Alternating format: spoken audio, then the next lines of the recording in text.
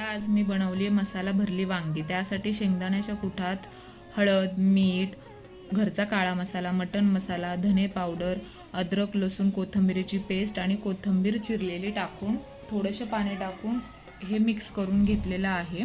आपले हे सारण तयार।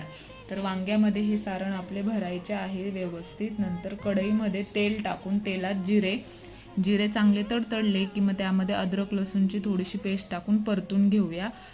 एखादा चमचा घरचा काळा मसाला टाकून भरलेली वांगी ही फ्राय करून घेऊया। त्यासाठी मी झाकण ठेवून 2-4 मिनिटं हे फ्राय होऊ दिलेले आहे।